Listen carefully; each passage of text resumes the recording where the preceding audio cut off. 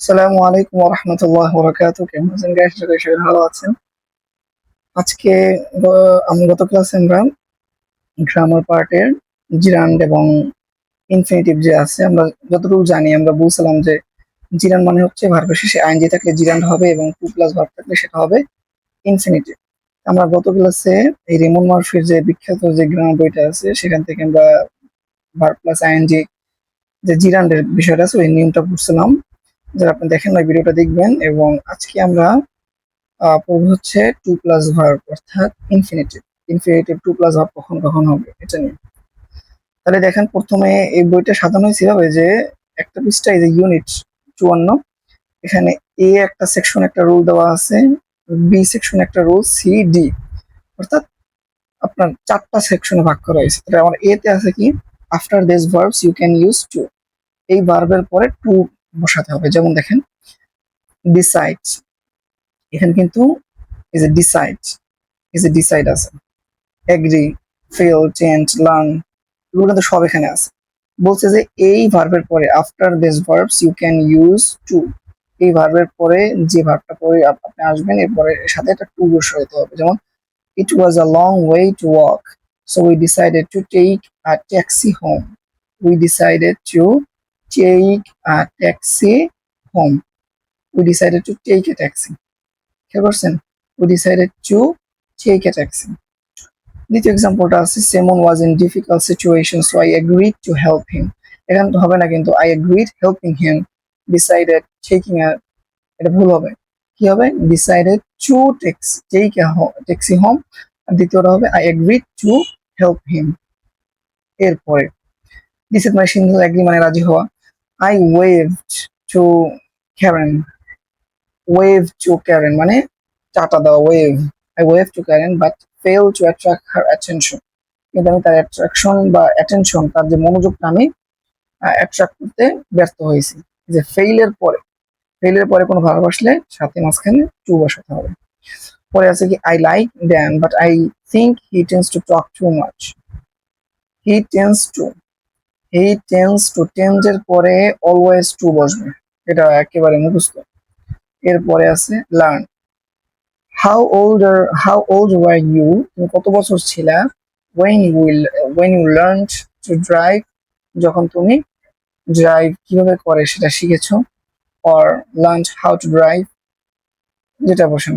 তাহলে learned to drive, এই learned এর পরে দেখছেন টু বসছে, অর্থাৎ decide, agree, fail, change, learn এগুলোর পরে যখন ভার্ব আসবে ভার্বের সাথে টু বসবে। এখানে দেওয়া আছে, একটা স্ক্রিনশট নিয়ে রাখতে পারেন। অফার, এগ্রি, রিফিউজ, এই যে ভার্বগুলো যেগুলো আছে এগুলোর পরে যে কোনো ভার্ব আসলে ভার্বের শেষে আইএনজি হবে। এবং নেগেটিভ ফর্মটা কি হবে? ভার্বের শেষে, সরি ভার্বের শেষে আইএনজি না, টু প্লাস ভার্ব হবে। এরপরে আসছে নেগেটিভ ফর্মটা কি হবে? নেগেটিভটা হবে not to, we decided not to go out because of the weather. I promised not to be late. I promised not to be late. Decided not to go. অর্থাৎ main verb এবং এই two plus verb এর মাঝখানে নটটা বসাবেন। গতবারও কিন্তু same নিয়ম, ওই ভার্ব এবং পরবর্তী ভার্বের যে আইএনজি, আইএনজির মাঝখানে একটা নট বসাতে হয়। আর এখানেও সেম, টু এর আগে নট বসাইতে হবে। To, I promise not to be late, এভাবে। এখানে আরেকটা নিয়ম রয়েছে যে after some verbs we use ING not to. কিছু কিছু ভার্ব আছে যেগুলো আমরা শেষে আইএনজি বসাই। গতবার আমরা পড়ছিলাম এনজয়, থিংক, সাজেস্ট, এগুলোর পরে কিন্তু আইএনজি হবে। I enjoy reading, Annie and the suggested meeting for coffee, not suggested to meet, এটা কিন্তু হবে না। নট এনজয় টু ইট, এটা হবে না। Are you thinking of buying a car, thinking to buy হবে না, thinking of buying a car. Guys এখানে দেখলাম যে এই যে কয়টা ভার্ব আছে, এই ভার্বের শেষে যখন এই ভার্বের পরবর্তী কোনো একটা ভার্ব আসবে শেষ আগে টু বসাতে হবে। এইভাবে গুলো পড়ে। I plan to go to Dhaka, আমি ঢাকা যাওয়ার প্ল্যান করতেছি। I arrange to hold a meeting, একটা মিটিং এর জন্য আমরা আয়োজন করতেছি। আচ্ছা, তারপরে I offer him to give, I offer him to give him a book, আমি তাকে বই দেওয়ার জন্য একটা অফার করছি। এই যে যেই এগুলোর পরে ভার্ব আসলে ভার্বের শেষে এই অর্থাৎ পরবর্তী যে ভার্বটা আসবে মাঝখানে টু বসবে। এরপরে B number section, after dare you can use infinitive with to or the to. Dare মানে হচ্ছে সাহস করা। বলেন হাউ ডেয়ার ইউ, মানে কিভাবে সাহস করো। এই ডেয়ার এমন একটা ভার্ব, এর পরবর্তীতে আপনি একটু বসাতে পারবেন, না বসাতে পারবেন। যে বলছে যে after dare you can use the infinitive with or without to. যেমন I did not dare to tell him, অথবা I did not dare tell him, দুটোটাই কারেক্ট হবে। একটু বসাতেও পারবেন অথবা টু না বসালেও হবে। But after dare not we don't not use to. I daren't tell him what happened, I daren't tell him. এই দেখেন এখানে কিছু বলছে যে ডেয়ার এর পরে টু বসানো যাবে, না বসানো যাবে, কিন্তু ডেয়ার নট, ডেয়ারেন্ট এটার পরে কিন্তু টু বসানো যাবে না, ডাইরেক্ট বসাতে হবে আই ডেয়ারন্ট টেল হিম। এলো বি, প্রথমে আমরা এই নাম্বার যেগুলো পারছি এই ভার্বগুলোর পরবর্তীতে ভার্ব আসলে একটা টু বসবে, এবং দ্বিতীয়বারে ডেয়ার, ডেয়ার এর পরে টু বসানো যায়, না বসানো যায়, কিন্তু ডেয়ার নট এর ক্ষেত্রে টু বসানো যাবে না।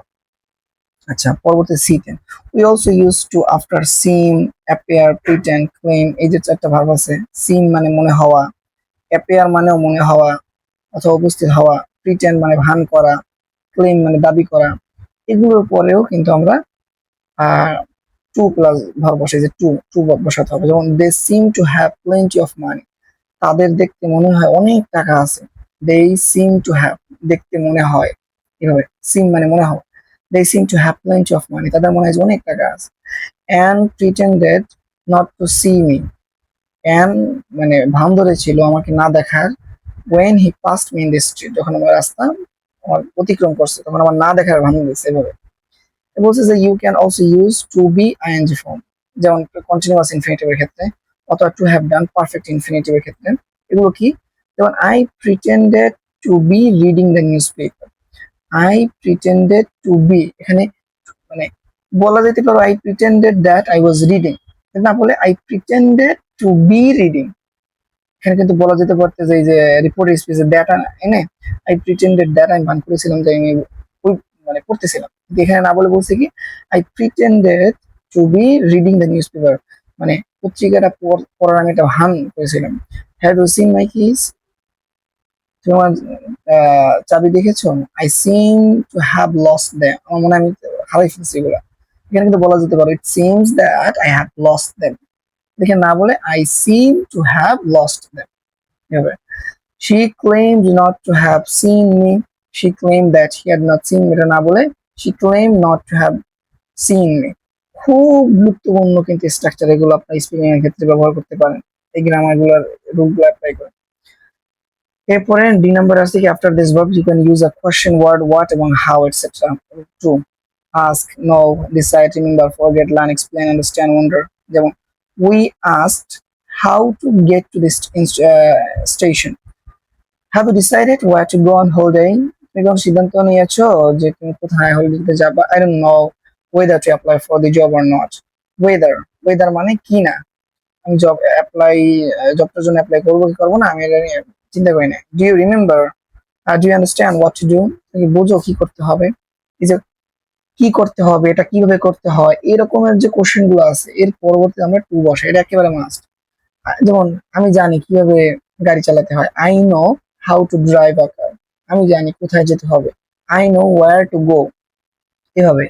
তারপরে আর কি হতে পারে, আমি জানি এটা কিভাবে করতে হয়, I know how to do it, আমি জানি কিভাবে সাঁতার কাটতে হয়, I know how to swim, এভাবে। এরপরে টু বসাতে হয়। এরপরে যেমন দেখেন যে অলসো বলছে যে আরো কিছু বলছে যে show, tell, ask, advise, teach somebody what to do something.